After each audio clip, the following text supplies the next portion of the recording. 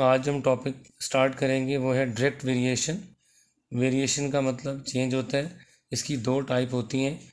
आज के लेक्चर में हम उसमें पहली टाइप को डिस्कस करेंगे, डायरेक्ट वेरिएशन।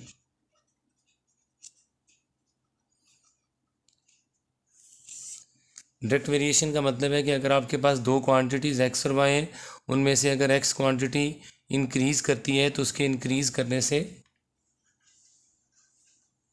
वाई क्वांटिटी भी इंक्रीज़ कर जाती है, और इसी तरह अगर एक्स क्वांटिटी डिक्रीज़ करती है तो उसके डिक्रीज़ करने से वाई क्वांटिटी भी डिक्रीज़ कर जाती है। तो इस तरह के रिलेशनशिप को हम कहते हैं डायरेक्ट वेरिएशन, और इसको यूँ लिखते हैं y is directly varies to x. इसके एक शॉर्टकट मेथड हम देखेंगे कि जिसकी मदद से हम इस क्वेश्चन को सॉल्व करेंगे। वैसे आपके पास एक क्वांटिटी y1 है और उसके चेंज होने से x1 के चेंज होने से y1 में चेंज आ रहा है। हमें क्वेश्चन में ये चीज़ बताई जाती है और इसकी बात फिर हमें कहा जाता है कि मसलन कभी कहा जाता है कि एक और क्वांटिटी y2 फाइंड करें जिसमें चेंज आ रहा है, और x2 गिवन होता है और y2 फाइंड करना होता है। और बाज़ दफ़ा ऐसा होता है कि y2 गिवन होता है और x2 फाइंड करना होता है। जैसे हम इसको एक एग्जांपल से समझते हैं। मसलन हमें कहा गया है कि हमारे पास 20 बॉयज़ हैं, किसी हॉस्टल में रहते हैं और उनको फूड चाहिए 5 टन। अगर बॉयज़ की तादाद हम 30 कर दें, यकीनन आप सोचिए बॉयज़ के ज़्यादा होने से फूड क्या हो जाएगा, ज़्यादा चाहिए होगा। तो कहेगा कि 30 बॉयज़ से हमें कितना फूड चाहिए होगा उसी हॉस्टल के अंदर। तो हम इस फार्मूले को यूँ अप्लाई कर सकते हैं, मैन या बॉयज़, यहाँ पर डेज़ या टाइम आ जाएगा, M1 D1 कर देते हैं इसको, इक्वल टू मैन या boys M2 divided by time या डे 2 कर देते हैं। देखिए हमें कौन सी चीज़ गिवन है, 20 बॉयज़ हैं और फूड कितना चाहिए, उनको यूज़ कर रहे हैं 5 टन। तो 20 बॉयज़ आ गए हैं और फूड आ गया 5 टन, इक्वल टू कर दीजिए कितने बॉयज़ हमारे पास मज़ीद आ गए हैं। अब 20 की बजाय 30 बॉयज़ हो गए हैं, तो हमें कितना फूड चाहिए, कितने डेज, कितने टन फूड चाहिए। यहाँ पर डेज़ या मैन आ गया, यहाँ पर आपके पास डेज़ की जगह कोई फूड या कोई भी दूसरी आइटम आ सकती है जिसमें एक क्वांटिटी दूसरे पे डिपेंड कर रही है। क्रॉस मल्टीप्लाई करने से हमारे पास आंसर आ जाएगा, एक्स वहाँ जाके मल्टीप्लाई हो जाएगा 20x, 5 वहाँ जाके 30 से मल्टीप्लाई हो जाएगा।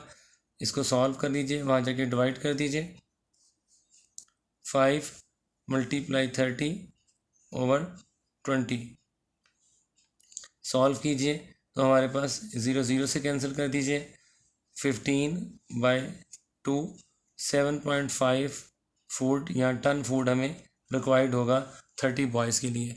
तो ये जो रिलेशनशिप था इसमें आपने देखा कि एक चीज़ इंक्रीज़ हुई, उसके इंक्रीज़ करने से दूसरी चीज़ भी इंक्रीज़ कर गई।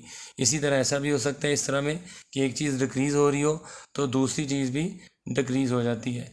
अब इसको हम मज़ीद दो एग्जाम्पल से समझते हैं, और ये इसका शॉर्टकट मेथड याद रखिएगा, y1/x1 is equal to y2/x2। यहाँ पर हम एक और एग्जांपल सॉल्व करते हैं। हमें यहाँ कहा गया है Ali solve 24 maths problem in 15 minute, at this rate how many problem can he solve in 40 minute. यानी कि अली एक स्टूडेंट है जो कि 24 मैथ के क्वेश्चन जो है 15 मिनट में सॉल्व करता है। इसी रेशो से, इसी तरतीब से अगर वो उसने सॉल्व करने हो, कितने क्वेश्चन वो सॉल्व कर पाएगा 40 मिनट में। तो इस क्वेश्चन को हम कैसे करेंगे, इसको करने के लिए हम सेम वही फार्मूला यूज़ कर लेते हैं। यहाँ पर आ गया मैथ्स के क्वेश्चन, यहाँ पर आ गया टाइम, M1 कर लेते हैं, इसको टाइम 2 कह देते हैं, इक्वल टू कितने मैथ के क्वेश्चन मज़ीद सॉल्व करेंगे उसको M2 कह देते हैं, और टाइम कितना है इसको T2 कह देते हैं। वैल्यूज़ यहाँ पर हम लिखते हैं, हमारे पास कितने क्वेश्चन थे मैथ्स के 24, और टाइम कितना है 15 मिनट। अब हमें क्या कहा गया है, कितने क्वेश्चन सॉल्व कर सकते हैं, फ़र्ज़ किया x कर लीजिए, और टाइम कितना है 40 मिनट। क्रॉस मल्टीप्लाई करने से हमारे पास आंसर आ जाएगा, 24 से ये 40 उधर जाके मल्टीप्लाई हो जाएगा और 15 डिवाइड हो रहा है, इसको कैंसिल कर दीजिए। कैंसिल करेंगे तो x की वैल्यू यानी कि हमारे पास क्वेश्चन की तादाद आ जाएगी। इसको सिंप्लीफिकेशन करते हैं, आप देख सकते हैं ये 5 के टेबल पे कैंसिल हो रहे हैं, 5 3 = 15, 5 8 = 40। 3 के टेबल पे मज़ीद ये कैंसिल हो रहा है, 3 1 3, 3 8 24, 8 को 8 से मल्टीप्लाई कर दें 64। तो इसका मतलब है ये अली जो स्टूडेंट था ये हमारे पास 40 मिनट में 64 क्वेश्चन को सॉल्व कर सकता है। एक और एग्जाम्पल से इसी बात को समझते हैं। Example number 2। एग्जाम्पल नंबर 2 में हमें कहा गया है a hospital need 150 pills to treat 6 patient for a week. एक वीक में 150 पिल्स हैं जिनको आपने ट्रीट करना है, जिनकी मदद से 6 पेशेंट को ट्रीट करना है। How many pills does it need to treat 10 patient for a week. आप ज़रा रिलेशनशिप को गौर कीजिए। 150 पिल्स हैं और 6 पेशेंट ट्रीट हो रहे हैं। पेशेंट की तादाद बढ़ गई है तो पिल्स भी क्या हो जाएंगी, बढ़ जाएंगी। इस किस्म के रिलेशन को डायरेक्ट रिलेशन कहा जाता है। इसी को हम उसी तरह कर लेंगे, सेम एज पिछला फार्मूला जो हमने पढ़ा था, y1 over x1 over y2 over x2। यहाँ पर देखिए पिल्स हैं 150, y1 का रोल करेंगी। पेशेंट कितने हैं, 6। जिस रेशो से आपने इन दो रिलेशनशिप को लिखा है, इक्वल टू के बाद उसी तरतीब से दूसरे रिलेशनशिप को लिखेंगे। अब आपको क्या देख चाहिए, कितने पेशेंट हैं, यहाँ पर 6 है, यहाँ पर कितने पेशेंट हैं 10, और पिल्स कितनी चाहिए उसको x कर लेते हैं। सॉल्व कैसे करेंगे, क्रॉस मल्टीप्लाई कर लेंगे। ये डिवाइड हो रहा है, ऑपोजिट साइड पे मल्टीप्लाई हो जाएगा। 150 मल्टीप्लाई 10 ओवर 6, इसको सिंप्लीफाई कर लीजिए तो आपको मालूम हो जाएगा कितनी पिल्स चाहिए। हम इसको सिंप्लीफाई करना शुरू करते हैं। देखिए ये 2 के टेबल पे कैंसिल हो रहा है, 2 3 ज़ार 6, इसको कैंसिल कर देते हैं। 2 7 ज़ार 14, 1 कैरी चला जाएगा 10, और 2 5 ज़ार 10। मज़ीद ये कैंसिल हो सकते हैं तो इसको 3 के टेबल पे कैंसिल कर देते हैं।